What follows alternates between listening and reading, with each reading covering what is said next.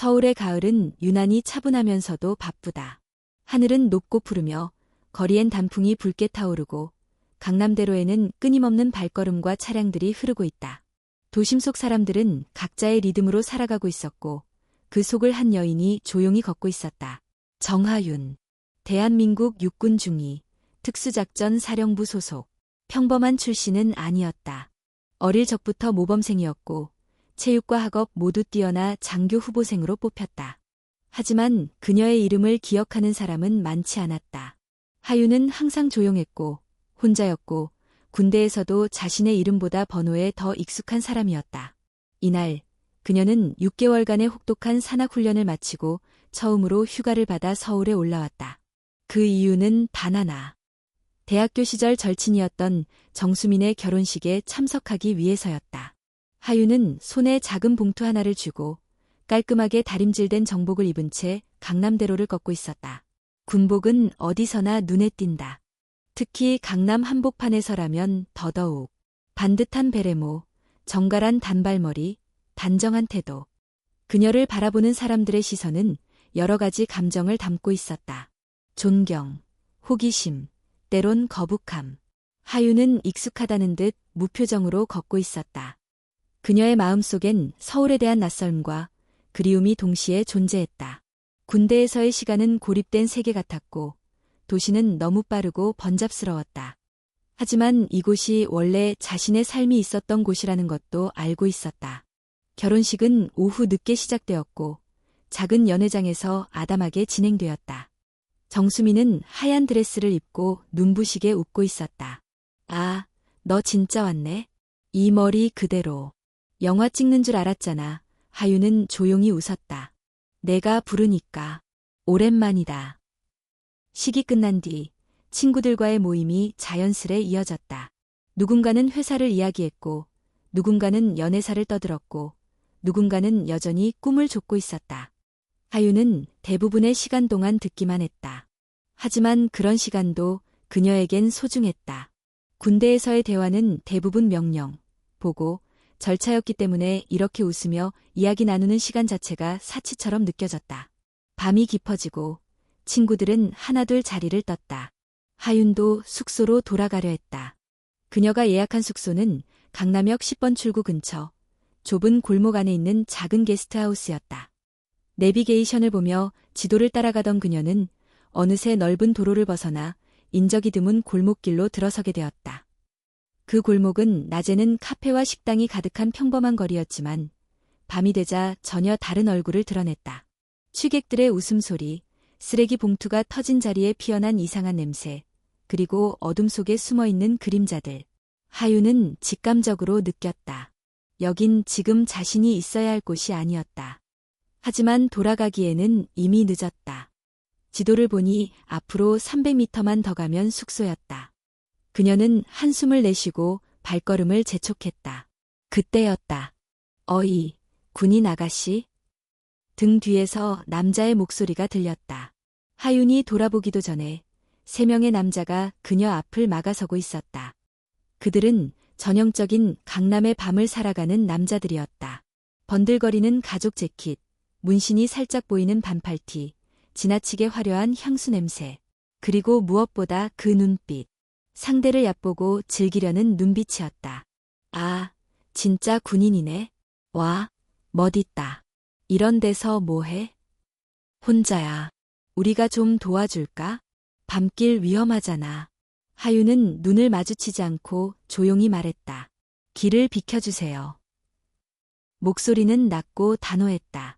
훈련소에서 배운 대로 감정을 드러내지 않으며 상황을 통제하려 했다. 그러나 그들은 웃기만 했다. 어우, 까칠하기는. 우리 무서워서 그러는 거야? 안심해. 우리 착한 사람들이야. 한 남자가 다가와 하윤의 어깨에 손을 얹었다. 그 순간 하윤의 눈빛이 달라졌다. 아주 잠깐이었지만 매서운 냉기가 흐른 것이다. 그녀는 조용히 그 손을 밀쳐냈다. 그리고 다시 말했다. 다시 한번 말합니다. 길을 비켜주세요. 오 명령조. 와, 멋있어.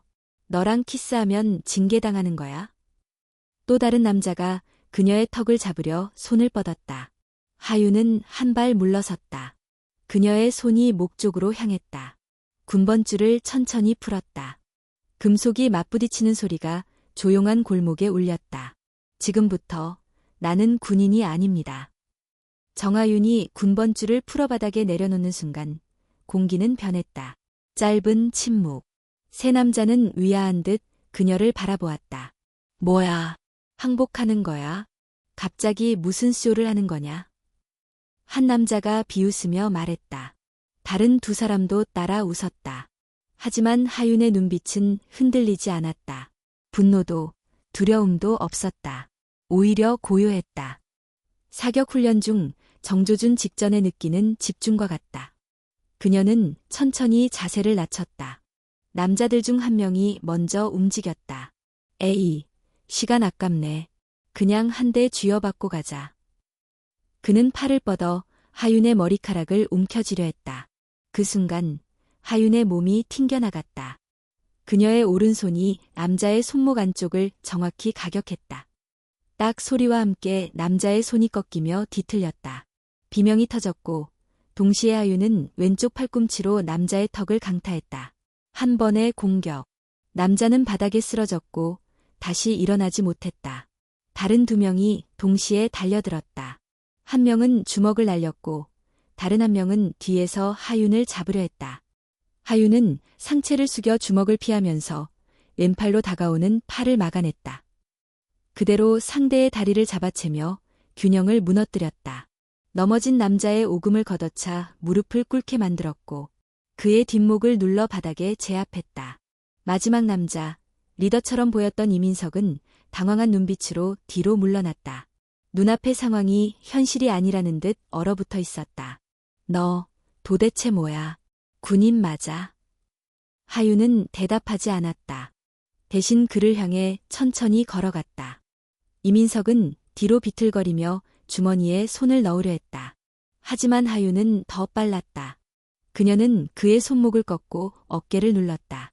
무릎이 풀리며 그는 바닥에 주저앉았다. 그녀는 그의 귀에 대고 차갑게 속삭였다. 다시는 어떤 여자에게도 손대지 마. 오늘 내가 너를 막은 건 내 운이야. 그때 골목 입구에서 사이렌 소리가 울렸다. 누군가가 신고를 한 모양이었다. 하지만 현장은 이미 정리되어 있었다. 세 남자는 모두 바닥에 쓰러져 있었고 하윤은 숨도 고르지 않고 서 있었다. 사람들이 몰려들었다. 휴대폰을 꺼내 들고 영상을 찍었다. 헐, 뭐야, 여군이야? 저거 진짜야? 영화 아니지? 지금 촬영 중인가? 경찰차가 도착하자 하윤은 천천히 뒤로 물러났다. 그녀는 자신이 했던 행동이 어떤 의미인지 알고 있었다. 자기 방어. 그러나 군인의 위치에서는 모든 행동이 달리 해석된다. 명령과 규칙, 보고와 절차. 그것이 군의 방식이었다. 경찰은 상황을 파악하느라 당황했다. 여기, 남자 셋이 다친 거 맞죠? 당신이 그들을... 하윤은 조용히 고개를 끄덕였다. 그들이 먼저 신체 접촉을 시도했습니다. 저는 방어했습니다. 경찰은 그녀를 동행 요청했고 하윤은 묵묵히 따랐다. 군번줄은 여전히 바닥에 놓여 있었지만 그녀는 그것을 다시 주워 주머니에 넣었다.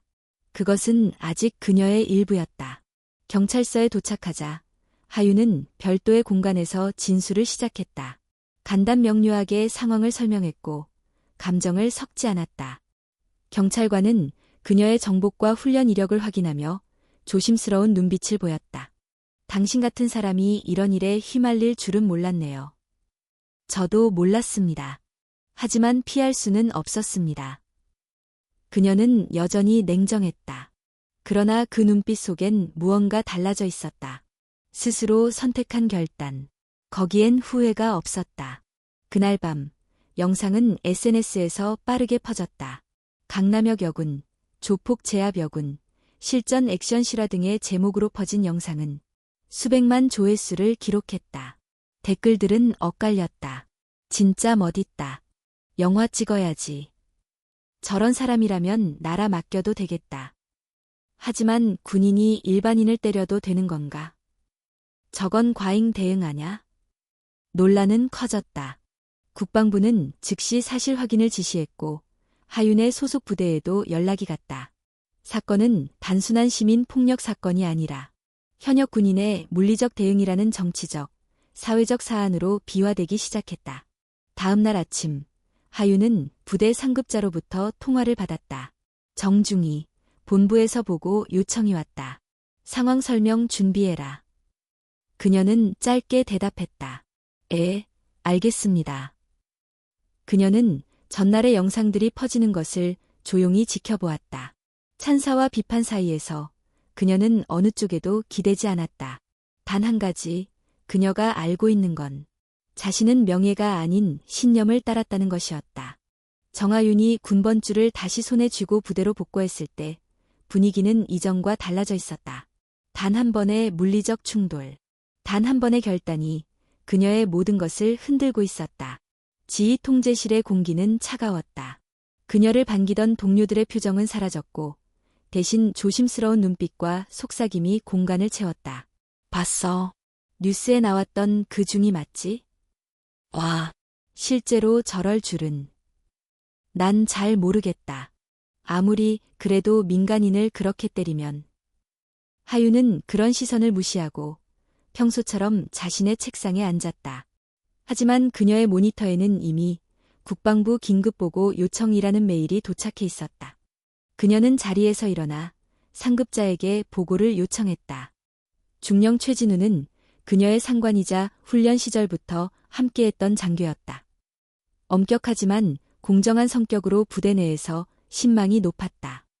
그는 하윤의 입장을 복잡한 눈빛으로 바라보다 조용히 말했다.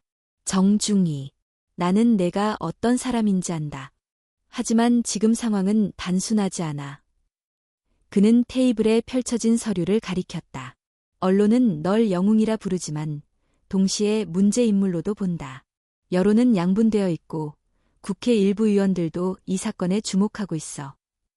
하윤은 차분하게 고개를 끄덕였다. 저는 진실만 말할 것입니다. 그 외엔 개입하지 않겠습니다. 그녀는 국방부로 직접 출두하게 되었다. 행정심판과 군 내부 징계위원회, 그리고 형식적인 감사까지. 모든 절차가 동시에 진행되기 시작했다. 인터뷰 요청은 끊이지 않았다. 방송국, 유튜브 채널, 기자들, SNS 인플루언서까지. 우리 채널에 나오셔야죠. 진짜 여성 군인의 이야기 모두가 기다리고 있어요. 사과 한마디만 하시면 이미지는 훨씬 부드러워질 수 있습니다. 하윤은 단 한 곳에도 응하지 않았다. 대신 그녀는 밤마다 기록을 남겼다. 사건의 모든 순간, 느낀 감정, 망설임, 그리고 결단의 순간까지. 그녀는 말로 설명할 수 없는 것들을 글로 남겼다. 한편 인터넷 커뮤니티에서는 관련 영상에 대한 격렬한 논쟁이 이어졌다. 그녀는 진짜 강하다. 저게 바로 대한민국의 딸이다. 군인이면 더 조심해야 하는 거 아니야. 시민 상대로 저건 과잉이지. 그럼 그 상황에서 맞고만 있어야 했다는 거냐? 말이 되는 소리를 해라. 심지어 사건 당시 쓰러졌던 가해자들 중 한 명은 병원에서 인터뷰를 하며 말했다. 우린 그냥 장난이었다. 그녀가 먼저 공격했다. 해당 내용은 일부 언론에서 대서특필되었고 하윤의 이미지에 타격을 입혔다. 그러나 곧 또 다른 반전이 있었다. 한 일반 시민이 SNS에 글을 올렸다. 그날 현장에 있었습니다. 정하윤 중위는 끝까지 참았습니다. 그 남자들이 먼저 접촉했고 욕설과 희롱이 계속되었어요. 그녀는 마지막까지 경고했어요. 그 글은 빠르게 퍼졌고 진위 여부를 놓고 다시 논쟁이 붙었다. 하지만 경찰 측에서는 아직 당시 현장 근처에 설치된 CCTV 기록을 확보하지 못했다고 밝혔다. 누군가가 고의로 해당 장면이 찍힌 카메라를 비활성화시킨 정황이 있다는 제보도 들어왔다. 군 내부에서도 의견은 분분했다. 정하윤은 잘못한 게 없다. 그 상황에서 누구라도 그랬을 것이다. 그래도 군복 입은 사람이었잖아. 감정을 억제했어야 했지. 그건 이상적인 이야기지. 현실에서 가능한가? 결국 군 징계위원회 소집이 결정되었다. 하윤은 동료 몇 명에게 진심으로 묻고 싶었다. 내가 틀렸다고 생각해? 하지만 돌아오는 건 다들 입을 다문 채 피하는 눈빛뿐이었다. 그날 밤 그녀는 어머니에게 전화했다. 김영미, 서울 외곽에서 살고 있는 그녀의 어머니는 처음엔 울었다. 하윤아, 왜 그랬니? 엄마는 내가 그렇게까지 할 줄 몰랐어. 우리 같은 사람은 조용히 살아야 하는 거잖아. 엄마, 난 그냥 내가 사람으로서 해야 할 일을 한 거야. 근데 그 일이 내 군 생활을 망가뜨릴 수 있다면? 하윤은 한참 동안 대답하지 못했다. 그녀의 머릿속에는 명확한 그림이 그려지고 있었다. 자신은 선택했다. 폭력도 아니고 명예도 아니고 단지 존엄이었다. 그것이 흔들릴 때 그녀는 싸워야 했다. 그 대상이 타인이든 사회든 제도든. 며칠 후 군 내부 포털 게시판에 익명의 글이 하나 올라왔다. 정하윤 중위는 나의 훈련 동기였다. 그녀는 매번 끝까지 책임을 지는 사람이었다. 그녀를 비난하기 전에 우리 모두 그 상황에서 똑같이 행동할 수 있었을지 물어보자. 그 글은 침묵 속에 퍼졌지만 많은 군인들의 공감을 얻었다. 우린 모두 감정을 억누른다. 하지만 감정을 가진 인간이라는 걸 잊어선 안 된다. 그녀의 행동은 규율을 흔들었지만 동시에 인간됨을 드러냈다. 정하윤은 그날 밤 자신의 군번줄을 꺼내 책상 위에 올려놓았다. 차갑고 무거운 금속. 그건 책임이자 족쇄였다. 그리고 동시에 그녀의 존재를 증명하는 것이기도 했다. 그녀는 그것을 바라보며 혼잣말처럼 말했다. 이 싸움은 끝나지 않았어. 진짜 싸움은 지금부터야. 뉴스 속보는 끊임없이 이어졌다. 강남역 여군 폭행 사건, 정당방위인가 과잉 대응인가, 육군 중위, 민간인 폭행으로 조사 중, 여성 군인의 분노, 정의인가 위험한 선례인가. 제목들은 자극적이었고 내용은 모순투성이었다. 어떤 방송은 하윤을 영웅처럼 그렸고 어떤 매체는 그녀를 불안정한 군인으로 몰아갔다. 편집된 영상은 그녀가 먼저 공격한 것처럼 보이도록 조작되기도 했다. 그녀의 표정은 무표정했지만 자막은 이렇게 쓰여 있었다. 얼음같이 차가운 폭력. 그녀는 후회하지 않았다. 국방부는 압박을 받고 있었다. 군 내부 여론은 갈라졌고 국회 일부 의원들은 사건을 이용해 군 조직의 문제점을 부각시키려 했다. 보수 언론은 여성 군인의 위험성이라는 프레임을 끌어들였고 진보 언론은 여성에 대한 지속적 위협이라는 관점을 강조했다. 그 모든 사이에 정하윤이 있었다. 말없이, 조용히, 그러나 중심에서 흔들림 없이. 그녀의 휴대폰은 하루에도 수십 번씩 울렸다. 기자, 유튜버, 익명의 번호들. 어떤 메시지는 응원을 담았고 어떤 메시지는 협박이었다. 너 같은 게 군인이냐. 진짜 멋있었어요. 우리 언니 같았어요. 인터뷰하면 돈 드릴게요. 영상 찍어요. 그녀는 모두 무시했다. 그러던 어느 날 한 통의 전화가 걸려왔다. 안녕하세요. 저는 한빛일보의 기자 강지원입니다. 잠깐 시간 내주실 수 있을까요? 정하윤은 순간 망설였다. 그러나 강지원이라는 이름은 낯설지 않았다. 몇 년 전 부대 내 성희롱 사건을 폭로한 기자. 그 사건으로 군내 성인지 교육이 대대적으로 바뀌었다는 말도 있었다. 하윤은 짧게 대답했다. 직접 만나시죠. 강지원은 마른 체격의 안경을 쓴 조용하지만 날카로운 인상을 가진 여성이었다. 카페에서 마주 앉은 두 사람 사이에는 잠시 정적이 흘렀다. 기사를 쓰기 위해 만나신 건가요? 아니요. 기사를 쓰기 위해서라기보단 제대로 듣기 위해서 왔습니다. 하윤은 눈을 마주쳤다. 그녀의 눈빛은 흔들림이 없었다. 많은 기자들이 제 이야기를 쓰고 싶어 했어요.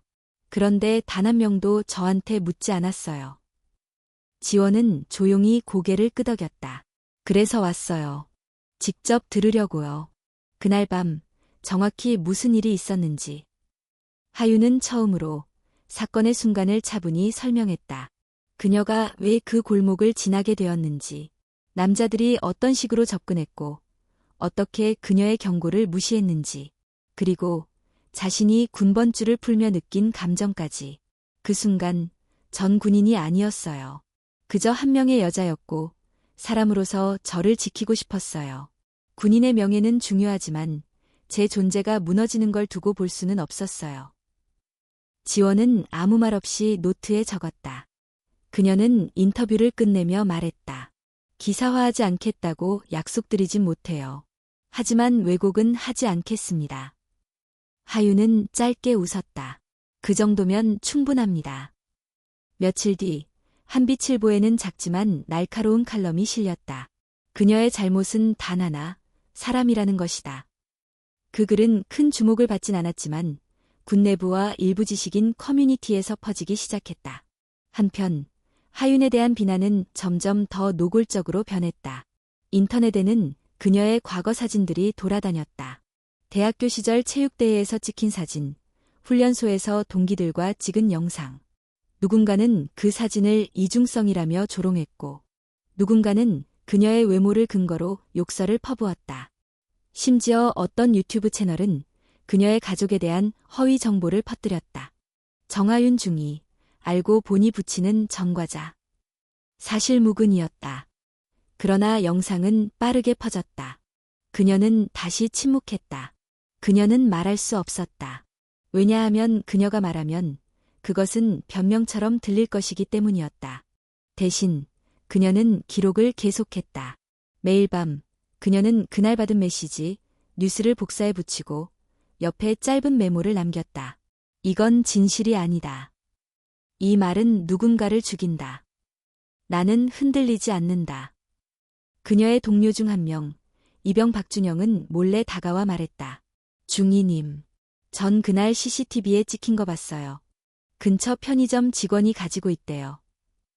정말이야? 네, 그런데 경찰이 그걸 못 찾았다고 하더라고요. 이상하죠?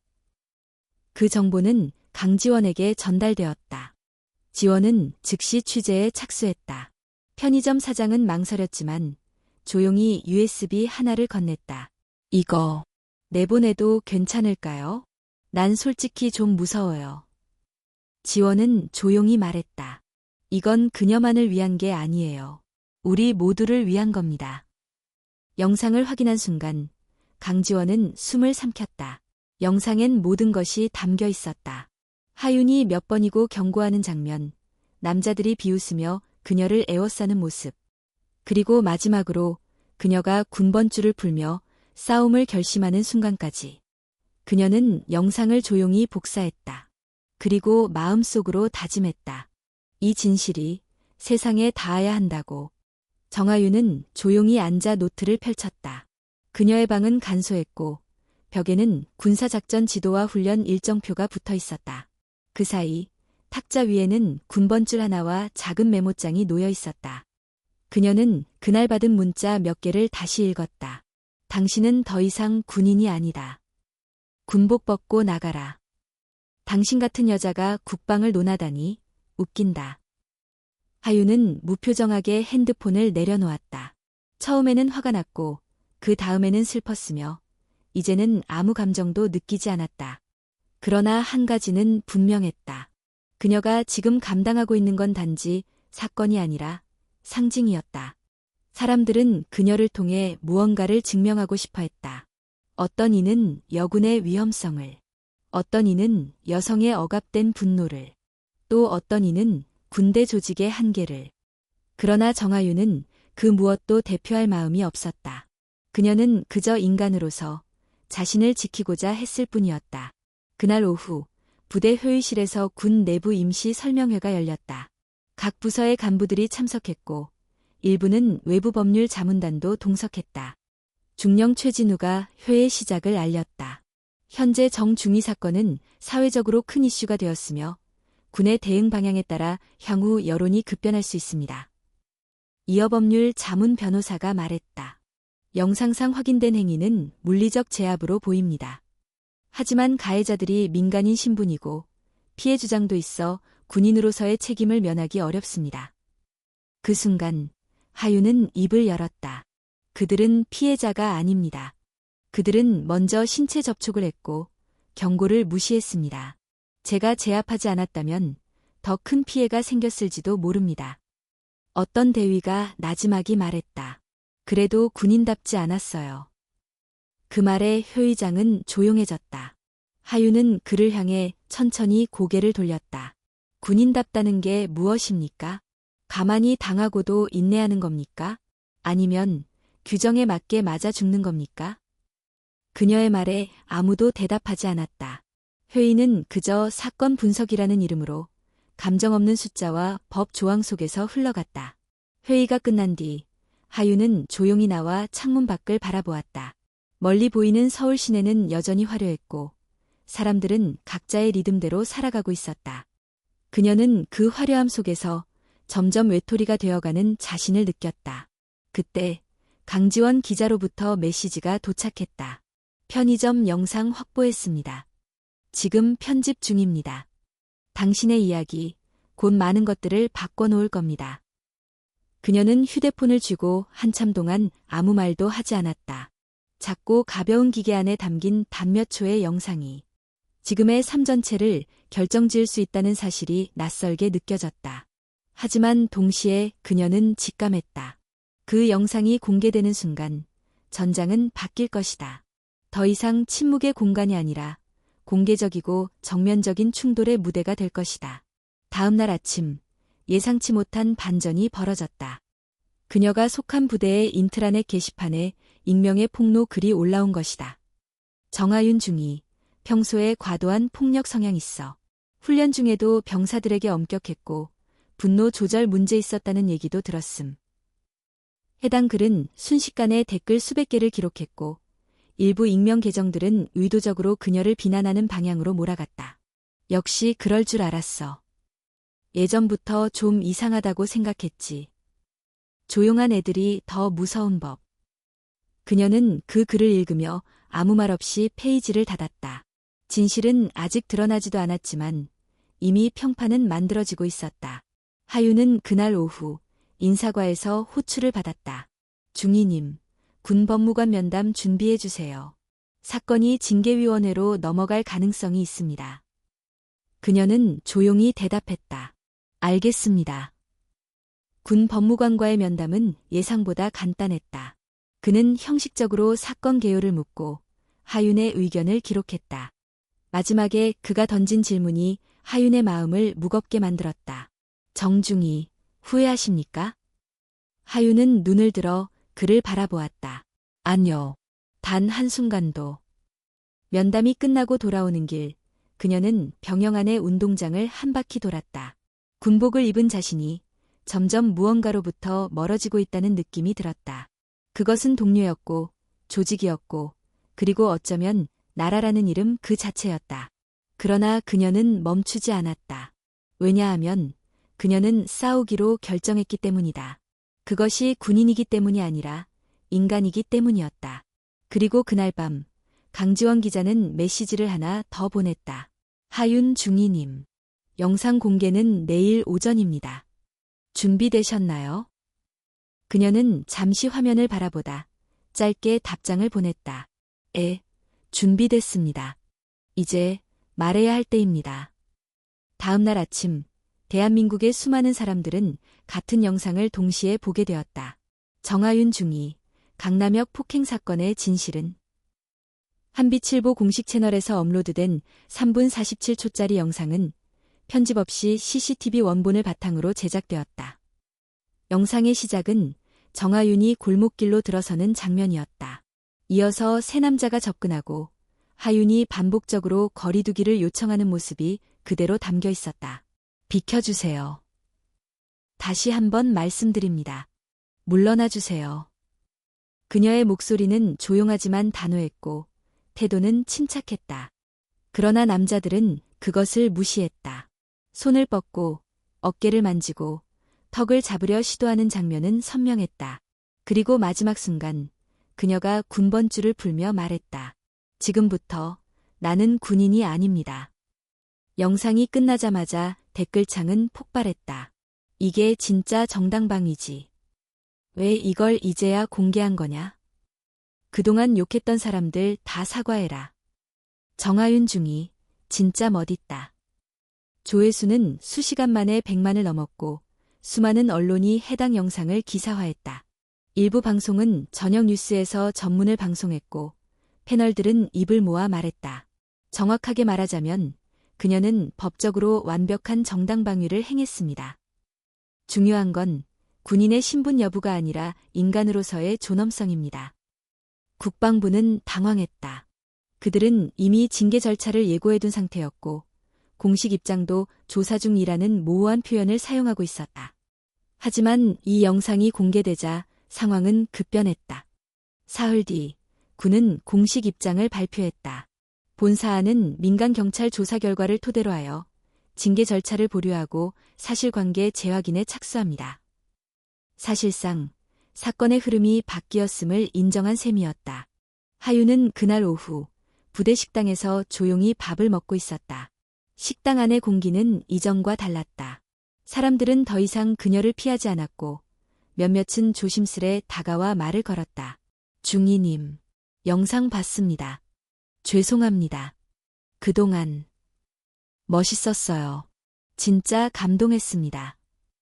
하윤은 그들에게 짧게 고개를 숙였다. 감사도 용서도 아니었다. 단지 이해라는 단어만 남아있을 뿐이었다. 하지만 평화는 오래가지 않았다. 같은 날 저녁 포털 사이트 메인 뉴스에 올라온 기사 제목이 그녀의 시선을 멈추게 했다. 정하윤 중이 영웅인가 위험한 설레인가. 기사는 영상의 진실을 인정하면서도 그녀의 행동이 위험한 정당화를 낳을 수 있다고 경고했다. 더 나아가 익명의 심리 전문가의 인터뷰까지 덧붙였다. 이러한 사례는 군인이 감정적으로 폭발할 수 있다는 인식을 줄 수 있으며 공권력의 오용으로 이어질 위험이 있습니다. 하윤은 기사를 천천히 읽었다. 모든 문장은 단정하지 않았지만 방향성은 분명했다. 그녀의 정당방위가 위험한 메시지로 확산되는 것을 경계한다는 명목으로 그녀를 다시 압박하는 방식이었다. 그리고 그 다음 날 경찰 조사 결과가 발표되었다. 가해자들의 주장 대부분이 허위였으며 현장 CCTV와 목격자 진술을 통해 하윤의 정당방위가 사실로 입증되었다는 내용이었다. 그러나 또 다른 문제가 수면 위로 떠올랐다. 사건 당시 CCTV 일부가 삭제되어 있었다는 사실이 공식 확인되었다. 하윤은 강지원 기자와 다시 만났다. 편의점 사장님이 그 얘기를 하셨어요. 누군가 와서 카메라가 오작동한 것 같으니 점검하겠다며 들어왔다고요. 며칠 전 일이에요. 경찰이었습니까? 사복 차림이었대요. 그리고 며칠 뒤엔 경찰 쪽에서 해당 영상이 없다고 공식 발표했죠. 지원은 얼굴을 굽혔다. 누군가 일부러 지운 거야. 우연이 아니에요. 하윤은 조용히 말했다. 왜요?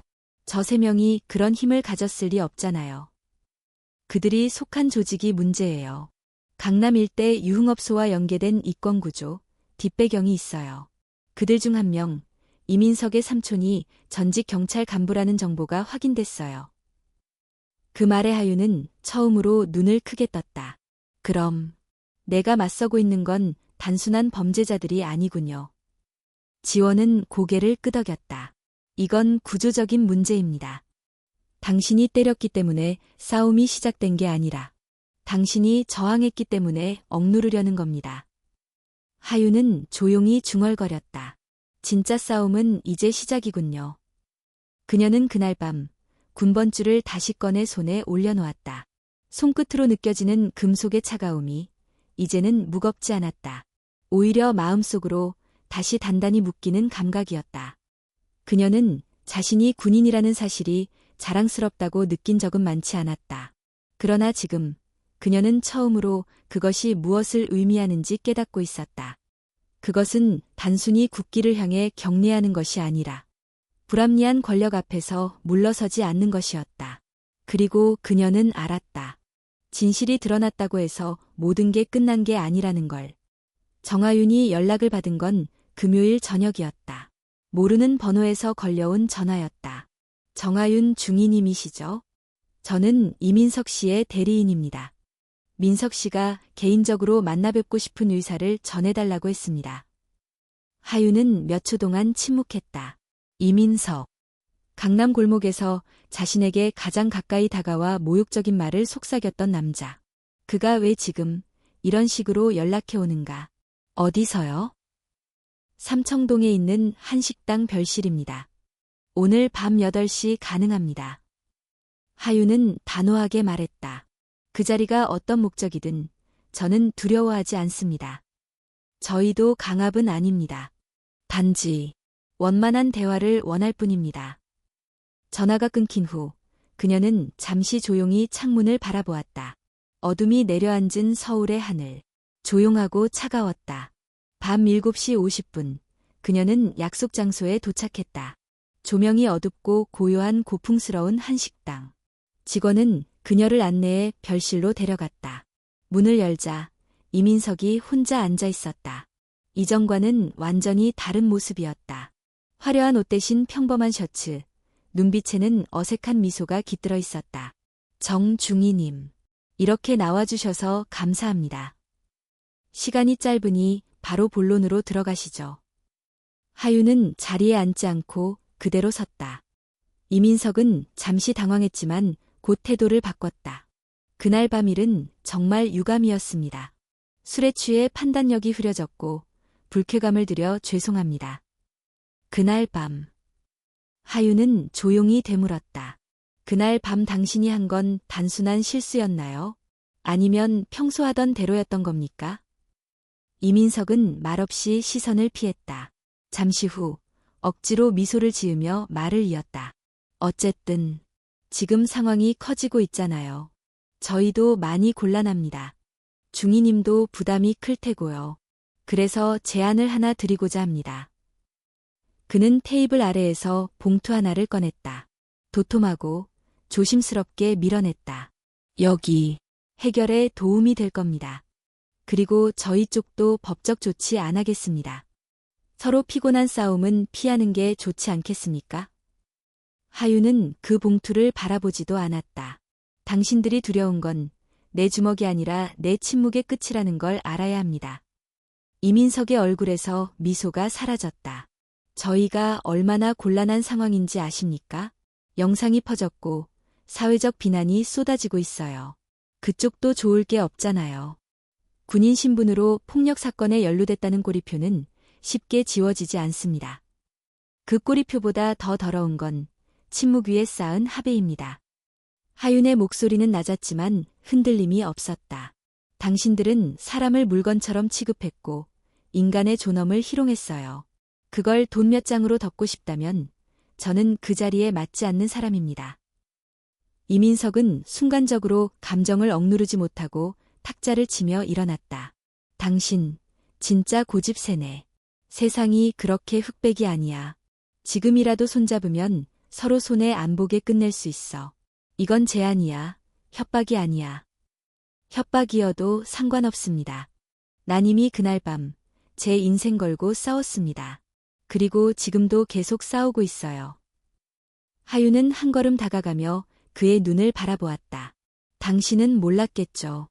당신이 상대한 게 단순한 여군이 아니라 자기 안의 신념을 지키려는 사람이라는 걸. 그녀가 몸을 돌려나가려 할 때 이민석이 다급히 외쳤다. 잠깐만요. 이렇게 그냥 가버리면 우린 진짜 끝이에요. 그는 자리에서 무릎을 꿇었다. 낡은 마룻바닥에 이마가 닿을 듯 고개를 숙였다. 잘못했습니다. 정말 죽을 죄를 지었습니다. 다시는 그런 짓 안 하겠습니다. 제발 한 번만 기회를 주세요. 그 장면은 한때 자신만만하던 남자의 몰락이었다. 그러나 하유는 그 무릎 꿇은 모습에서도 진심을 찾지 못했다. 그녀는 조용히 주머니에서 무언가를 꺼냈다. 자신의 군번줄이었다. 그녀는 그것을 손목에 다시 감았다. 차가운 쇠사슬의 감촉. 마치 자신이 지켜온 모든 것에 다시 서약하는 순간처럼 느껴졌다. 당신은 지금 나에게 무릎 꿇었지만 진짜 무서운 건 내가 아니라 당신의 과거가 세상 앞에 드러나는 그날일 겁니다. 그녀는 천천히 문을 열고 나갔다. 밖에는 찬 바람이 불고 있었고 밤하늘은 고요했다. 그날 밤 그녀는 길을 걸으며 생각했다. 전장은 이제 물리적인 것이 아니라 사람들의 기억 속에서 벌어지는 싸움이라는 것을. 그리고 그 싸움에서 가장 무거운 무기는 말이 아닌 침묵 위에 세운 진심이라는 걸. 군본부 건물 3층 회의실. 긴 테이블 위에 서류가 가지런히 놓여 있었고 군복을 입은 고위 장교들이 조용히 자리에 앉아 있었다. 공식 명칭은 육군특별징계시매위원회. 그러나 정하윤에게는 이것이 명예와 정체성을 심판받는 자리였다. 회의실 벽시계가 오전 10시 정각을 가리켰을 때 문이 열리고 하윤이 들어왔다. 정복 차림에 단정하게 묶은 머리, 침착한 걸음. 그녀의 눈빛은 흔들림 없이 정면을 바라보고 있었다. 위원장의 목소리가 낮고 단호하게 울렸다. 정하윤 중위, 본 위원회는 귀하의 사건에 대한 징계 여부를 심의하기 위해 소집되었습니다. 신문에 성실히 응해주시기 바랍니다. 하윤은 짧게 경례하고 자리에 앉았다. 첫 번째로 사건에 대한 경과 보고가 이어졌다. 영상자료, 경찰 조사 결과, 목격자 진술. 모든 것이 그녀에게 유리한 방향으로 기울어졌지만 그 사실만으로 무죄가 되는 것은 아니었다. 위원 중 한 명인 박대령이 입을 열었다. 정중히 사건 당시 군번줄을 해제하고 지금부터 나는 군인이 아닙니다라고 발언하셨죠. 이 발언의 의도는 무엇입니까? 하윤은 숨을 들이쉬고 대답했다. 그 순간 저는 군인으로서가 아니라 인간으로서의 존엄을 지키고자 했습니다. 규율을 넘어서야 했던 상황이었고 그 책임은 제가 짊어질 각오가 되어 있었습니다. 박대령은 고개를 저었다. 하지만 군복을 입고 있는 순간까지 귀하는 군인의 신분입니다. 군인이 민간인을 상대로 물리력을 행사한 사실은 변하지 않습니다. 또 다른 위원인 여성 중령이 조심스럽게 말을 이었다. 영상에서 명백한 위협이 있었던 것은 사실입니다. 그러나 규율이라는 것은 감정과 충돌하지 않기 위해 존재하는 겁니다. 귀하는 그것을 넘어선 것 아닙니까? 하윤은 눈을 감았다가 다시 떴다. 제가 넘어선 것은 규율이 아니라 공포였습니다. 그리고 저는 그 공포 앞에 침묵하는 대신 행동을 택했습니다. 회의실은 잠시 침묵에 빠졌다. 누구도 반박하지 않았지만 아무도 동의하지도 않았다. 그 순간 위원장인 노 장군이 천천히 입을 열었다. 그는 오랜 군 생활을 해온 인물로 보수적인 원칙주의자로 알려져 있었다. 정중히. 본 위원회가 판단하는 기준은 군의 기강과 공공성에 있습니다. 귀하가 선택한 방식은 분명한 개인적 신념에 근거한 것이겠지만 조직은 개인보다 앞서야 한다는 게 군의 본질입니다. 하윤은 자리에서 일어났다. 모든 시선이 그녀를 향했다. 그녀는 테이블 앞에 놓인 작은 군번줄을 집어들었다. 그리고 조용히 말했다. 저는 알고 있었습니다. 이 행동이 군인의 정체성과 충돌할 수 있다는 것을요. 그러나 저는 그날 밤 단지 군복을 입은 사람이 아니라 위협받는 인간이었습니다. 그녀는 잠시 말을 멈췄다가 이었다. 군복은 저에게 명예였습니다. 하지만 그 명예는 제 안의 신념을 기반으로 할 때만 진짜 의미가 있다고 믿습니다. 만약 제가 침묵하고 아무것도 하지 않았다면 그 군복은 저에게 갑옷이 아니라 족쇄였을 겁니다. 위원 중 일부는 고개를 숙였다. 어떤 이들은 그녀의 말을 받아들이려 애쓰는 듯 보였고 어떤 이는 표정을 감추지 못했다. 노 장군이 다시 물었다. 후회하지 않습니까? 다시 그 순간으로 돌아간다 해도 같은 선택을 하겠습니까? 하윤은 망설이지 않았다. 후회하지 않습니다. 다시 그 순간으로 돌아가도 저는 같은 선택을 할 것입니다. 그녀의 대답에 회의실은 조용해졌다. 그 침묵은 단순한 공백이 아니라 모두가 각자의 기준과 싸우고 있다는 증거였다. 위원회는 비공개 논의에 들어갔다. 하윤은 회의실 밖에서 조용히 기다렸다. 김복도 창밖으로는 서울 시내가 내려다 보였고 멀리서 차량 소리가 흐르고 있었다. 그녀는 군번줄을 손에 쥐고 있었다. 그 금속은 차가웠지만 이제는 무겁지 않았다. 10분 후 문이 열렸다. 위원장이 다시 자리에 앉았고 하윤은 안으로 들어왔다. 위원장은 천천히 말했다. 정하윤 중위. 본위원회는 귀하의 행동이 군의 규범과 일정 부분 충돌했음을 인정합니다. 하지만 해당 상황이 특수하고 정당 방위의 여지가 충분하다는 점, 그리고 귀하의 진술과 태도가 일관되었다는 점을 고려하여 징계는 유예하고 귀하의 복무를 지속할 수 있도록 결정합니다. 하윤은 아무 말 없이 고개를 숙였다. 감사하지 않았다. 그것은 은혜가 아니라 마땅한 결과였다. 그리고 그녀는 그날 밤 조용히 부대로 돌아왔다. 생활관 복도에서 마주친 후임 병사는 그녀에게 격려했다. 중위님, 존경합니다. 하윤은 잠시 멈췄다가 미소 없이 고개를 끄덕였다. 그날 밤 그녀는 처음으로 군번줄을 손목에 감고 잤다. 그 쇠사슬이 더 이상 짐이 아니라 증명이 되었음을 느끼며 징계위원회의 결정이 발표된 후 정하윤은 다시 일상으로 돌아왔다. 하지만 그것은 과거로의 복귀가 아니었다. 그녀는 같은 군복을 입었지만 더 이상 같은 사람이 아니었고 세상도 그녀를 같은 눈으로 보지 않았다. 복무가 재개된 첫날 생활관에 들어선 그녀를 향해 후임 병사들이 조용히 격려했다. 그들의 눈에는 경외와 어색함, 존경과 경계가 섞여 있었다. 말로 표현되지 않는 거리감이 공간을 채우고 있었다. 중위님, 다시 오셔서 다행입니다. 한 병사가 조심스럽게 인사를 건넸다. 하윤은 짧게 고개를 끄덕였다. 내가 있어야 할 자리로 돌아온 것뿐이야. 그러나 그날 저녁 간부 회식 자리에 참석한 하윤은 또 다른 형태의 침묵을 경험하게 되었다. 자리 곳곳에서는 그녀를 화제에 올리며 웃고 떠드는 목소리가 있었지만 그녀의 앞자리에는 아무도 앉지 않았다. 심지어 평소 친했던 선임 대위조차 조금 민감한 상황이니까 이해해줘라는 말만 남기고 자리를 피했다. 그녀는 무표정하게 음식을 입에 넣었다. 모두가 입으로는 그녀를 칭찬했지만 행동은 조심스러웠고 시선은 한 발짝 물러나 있었다. 며칠 후 부대 근처 공원에서 한 시민이 다가와 말을 걸었다. 혹시 뉴스에 나왔던 그 군인 맞으시죠? 진짜 팬이에요. 정말 멋졌어요. 그는 인증샷을 요청했고 하윤은 어색한 미소로 응했다. 하지만 그 순간 지나가던 중년 남자가 혀를 차며 말했다.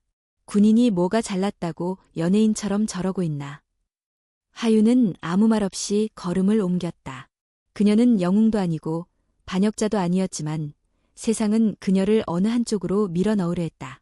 어느 날 저녁 강지원 기자가 다시 연락을 해왔다. 하윤 씨, 방송 출연 제안이 또 들어왔어요. 이번엔 공중파 다큐멘터리입니다.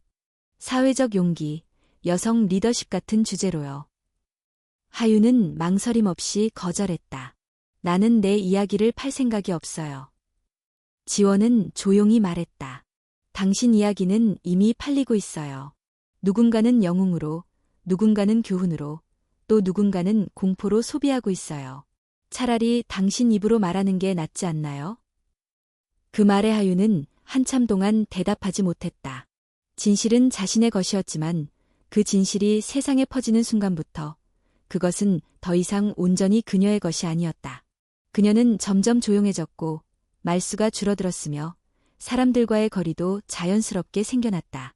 심지어 훈련장에서조차 일부 간부들은 정중위는 특별하니까 라며 업무를 나누는데 주저했다. 그녀는 특별하고 싶지 않았다. 단지 동등하게 대우받고 싶었다. 그러나 사람들은 그녀에게 늘 다름을 부여했다. 그날 밤 그녀는 혼자 부대 뒤편 언덕에 올라 서울의 야경을 바라보았다. 네온사인과 자동차 불빛, 수많은 창문에 불이 켜진 도시. 그 속에 자신이 어디 있는지조차 보이지 않았다. 주머니에서 군번줄을 꺼냈다. 차가운 금속이 손바닥 위에 놓였다.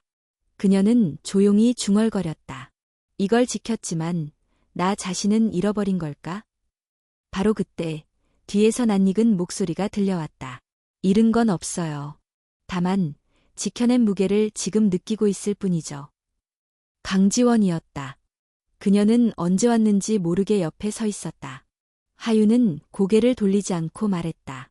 나는 더 이상 내가 누군지도 모르겠어. 사람들은 나를 정의의 상징이라 하고 또 누군가는 나를 문제 군인이라 하지. 하지만 나는 그냥 그 밤 단지 살고 싶었던 사람일 뿐이었어. 지원은 조용히 앉아 그녀 옆에 앉았다. 당신이 그 밤을 버텨낸 건 힘이 있었기 때문이 아니라 두려움을 마주했기 때문이에요. 그 용기를 기억하는 사람들도 있어요. 그건 위로가 되지 않아. 사람들이 날 칭찬할수록 난 더 작아지는 기분이야. 하유는 처음으로 자신의 내면을 소리내어 말했다. 그녀는 군인이기 전에 한 인간이었고 지금까지 견뎌온 상처는 단지 물리적인 것이 아니었다. 그것은 시선의 상처였고 침묵의 고통이었다. 그날 이후 그녀는 훈련소에서 후임 병사들과의 시간을 더 많이 보냈다. 누구보다 엄격하게 훈련을 시키면서도 누구보다 조용히 다가가 이야기를 들어주었다. 그녀는 말 대신 행동으로 자신을 다시 증명하기 시작했다. 더 이상 세상이 원하는 모범적인 이미지가 아닌 자신이 선택한 방식으로. 어느 날, 한 후임이 훈련 후 다가와 말했다. 중위님, 저는 중위님처럼 되고 싶습니다. 하유는 처음으로 진심 어린 미소를 지었다. 그러지 마, 넌 너처럼 살아야 해. 그녀는 이제 알고 있었다. 진짜 싸움은 폭력도, 법정도, 언론도 아니었다. 진짜 싸움은 그 모든 뒤에 남겨진 자기 자신과의 싸움이었다. 가을이 끝나갈 무렵 부대 안은 어김없이 분주했다. 훈련과 행정, 회의와 보고 모든 것이 규율대로 흘러가고 있었고 정하윤 역시 그 흐름 속에서 차분하게 하루하루를 보내고 있었다. 그러나 그녀의 마음 속에는 한 가지 결정이 자라고 있었다. 작은 씨앗처럼 시작된 그것은 시간이 흐를수록 무게를 가졌고 형태를 갖추기 시작했다. 그날 아침 그녀는 국방부 인사처에서 도착한 공식 문서를 받았다. 복무 연장 및 진급심사 대상자 통보. 그녀는 조용히 서류를 내려놓았다. 복무를 이어갈 수 있었고 심지어 진급 가능성도 있었다. 그녀가 원한다면 군 생활은 계속될 수 있었다. 하지만 그녀는 문서를 응시하며 스스로에게 물었다. 나는 정말 여기에 계속 있어야 하는가? 며칠 후 그녀는 직접 국방부를 찾아갔다. 인사 담당자는 놀란 듯 그녀를 맞이했다. 정중히 이렇게 직접 오실 줄은 몰랐습니다. 진급 심사 준비하러 오신 건가요? 하유는 고개를 저으며 조용히 말했다.